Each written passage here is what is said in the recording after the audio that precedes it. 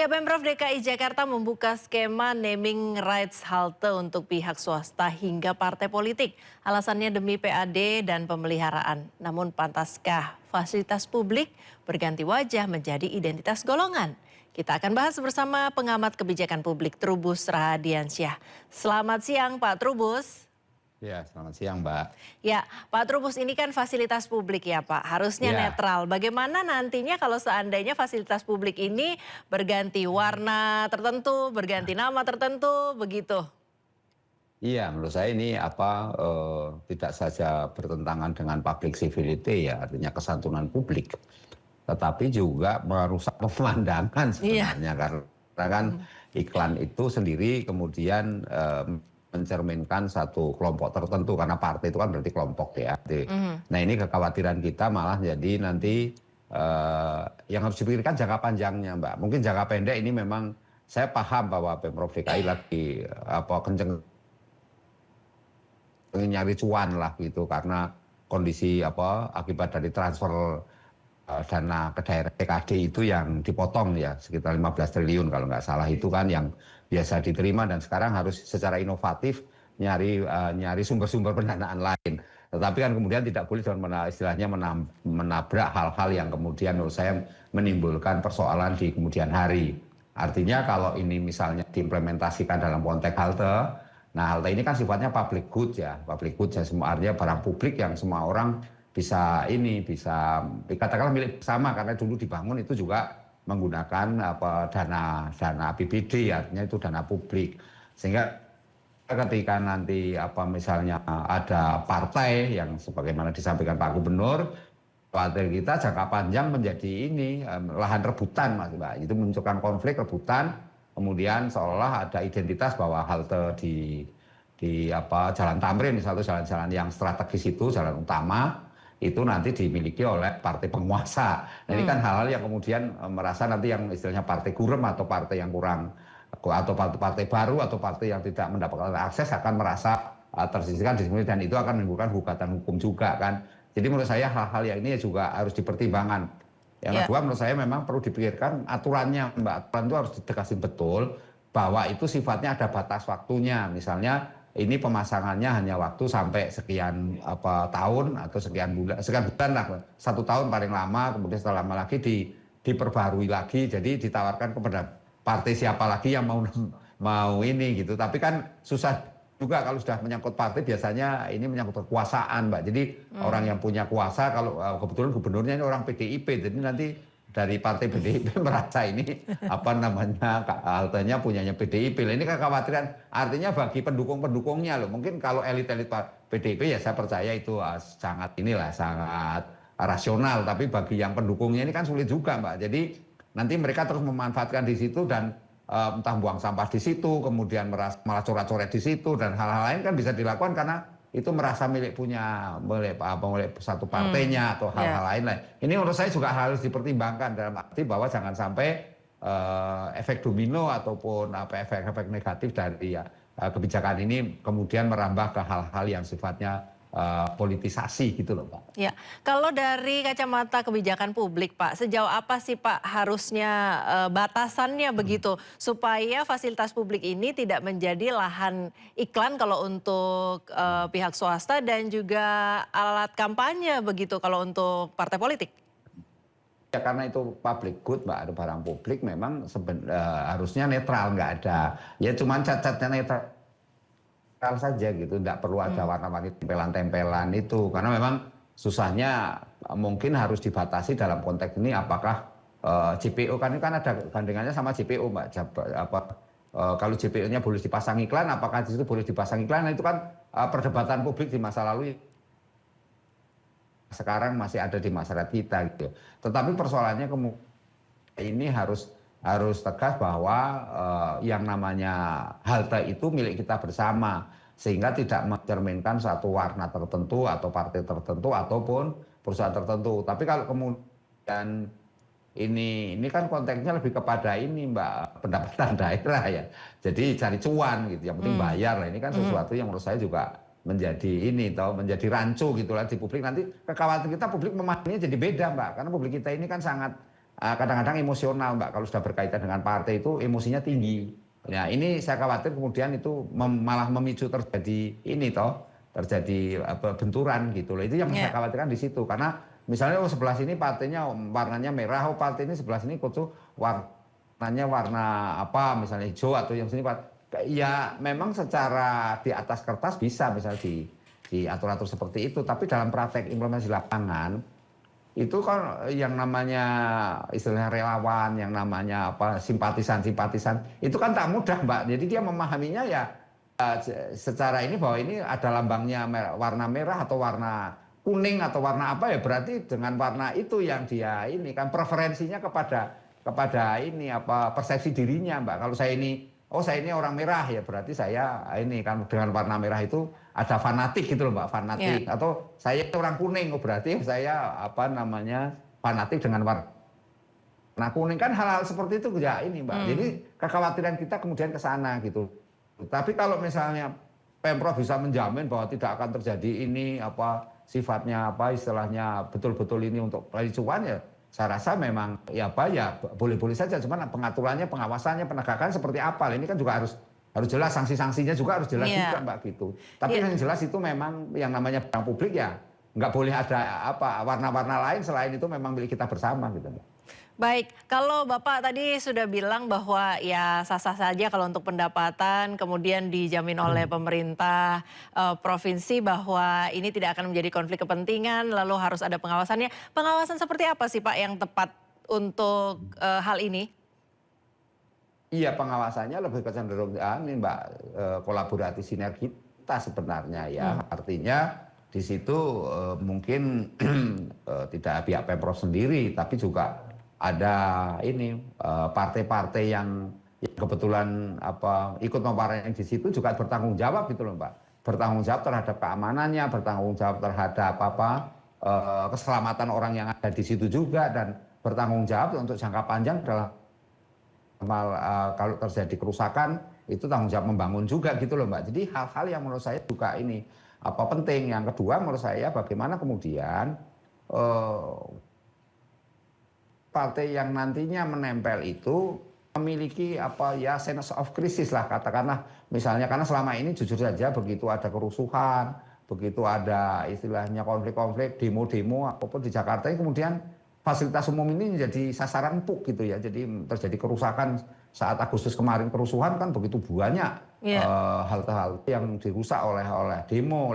Apakah kemudian partai politik berani menjamin bahwa mereka melindungi mereka tidak ini kan tidak sampai ikut merusak juga. Jadi hal-hal menurut saya juga perlu ketegasan, karena sulitnya kalau di publik itu kan ini sifatnya dinamis Mbak, cair. Jadi artinya publik itu punya pandangan yang sifatnya lebih ke melekat menurut dirinya, istilahnya pokoknya ini partai saya. Jadi susahnya kan di situ, nanti ujung-ujungnya kepada apa, lupa bahwa itu adalah fasilitas publik, umum. lupa Ya. bahwa itu semuanya dibangun dengan biaya umum gitu loh Mbak. Nah kalau partai kan memang memberi masukan cuan, tapi kan itu sifatnya kan sifat apa iklan saja, sifat ini marketing kan, marketing politik lah katakanlah seperti Ya. itu. Tapi kalau yang apa ini fasilitas umum kan sifatnya jangka panjang Mbak gitu. Jadi bagaimana kemudian di jangka panjang apakah partai juga bertanggung jawab? Karena partai itu bisa saja partai sekarang berkuasa, 5 tahun kemudian partainya tidak berkuasa lagi, kan banyak terjadi seperti itu Mbak. Jadi Ya. apakah kemudian ada terjadi pengalihan?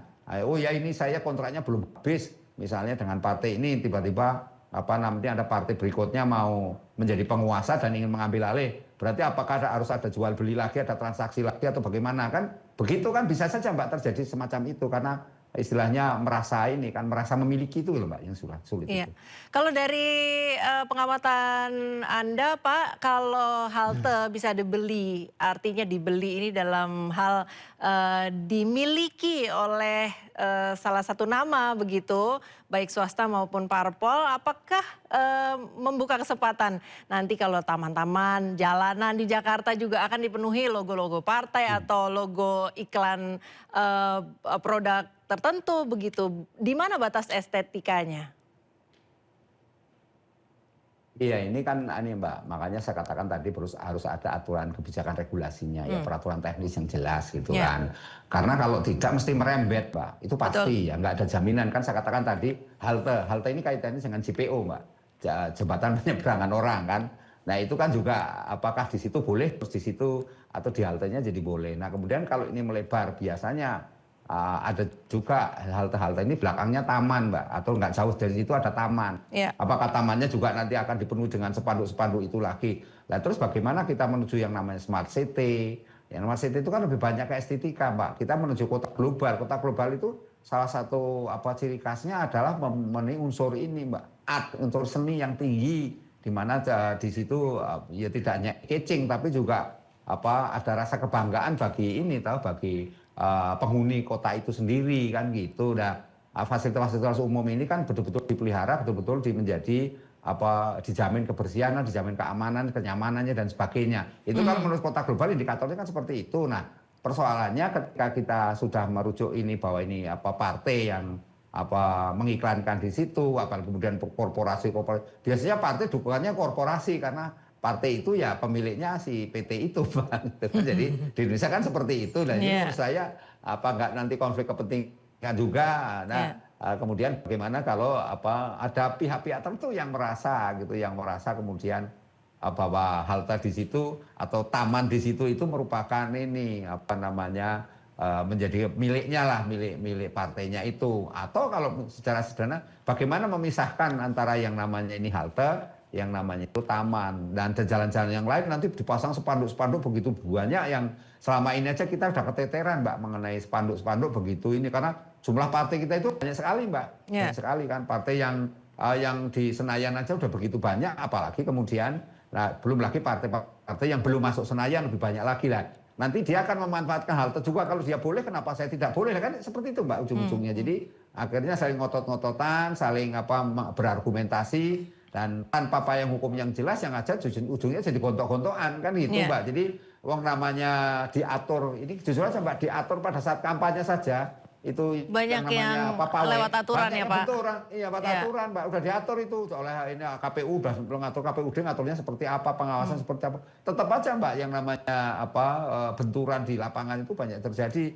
Padahal itu di hari ini misalnya partai A kampanye di wilayah Jakarta Selatan, hari besok besok di KPB jam yang sama partai B di Jakarta Pusat misalnya. Itu aja di perbatasan banyak sekali benturan Mbak, saling olo-oloan, saling ejek-ejekan, kan itu hal yang biasa di dalam demokrasi, istilah aspirasi yang kemudian berujung kepada ini pertikaian, konflik atau permusuhan. Ya itu kan sifatnya politiknya. Politik kan biasanya nggak ada jangka waktu Mbak, biasanya ya sudah, kalau udah kalah ya biasanya kalah, tapi kan bisa saja dia akan mempertahankan apa yang menjadi ini legasinya, atau mempertahankan apa yang sudah selama ini dia dapatkan. Itu kan nggak mudah Mbak, artinya ini kan persoalan implementasi di lapangan, di mana partai itu tidak semata-mata pengurus, tapi di situ ada simpatisan, ada juga pendukung, ada juga ini Mbak, masyarakat yang masyarakat awam ya, mungkin masyarakat umum lah, katakan masyarakat umum yang kemudian ada rasa ingin memilih kan gitu, karena keberadaan partai itu kan demokratis kan artinya pilihan Mbak, dan kebijakan publik itu kan pilihan Mbak. Akhirnya saya milih yang daerah strategis dikuasai, untuk daerah yang pinggiran-pinggiran, kan banyak halte-halte yang ada di pinggiran-pinggiran. Terus nanti yang di pinggiran-pinggiran hanya dikuasai oleh partai-partai yang belum masuk ini parlemen misalnya, kan repot juga kan Mbak, artinya seperti itu. Ya, atau mungkinkah Bapak melihat ini sebagai wacana yang disampaikan oleh Gubernur tadi merupakan cara untuk ngetes respon masyarakat sebelum benar-benar direalisasikan begitu? Iya bisa saja itu ada semacam testing the water lah, katakanlah gitu ya, testing the water yang dimana kemudian ya semacam uji kepada hal-hal yang sifatnya ingin mendapat pendapat publik gitu loh. Ya itu Mbak. Jadi memang bisa saja testing water untuk melihat sejauh mana sih cek ombak ini bisa membawa publik itu persepsinya positif atau negatif, kan bisa saja. Tapi kan kalau yang namanya seorang pemimpin itu Mbak, itu kan ada namanya ini segala ucapan, tutur katanya itu kan merupakan keputusan Mbak. Jadi bisa saja publik memandang atau masyarakat sebagian memandang apa yang dikatakan oleh pemimpin kita ya itu merupakan hukum yang berlaku, katakanlah itulah keputusan yang berlaku. Sehingga ketika diwacanakan halte-halte boleh, katakanlah boleh untuk iklan, maka menganggap bahwa ini sudah suatu kepastian.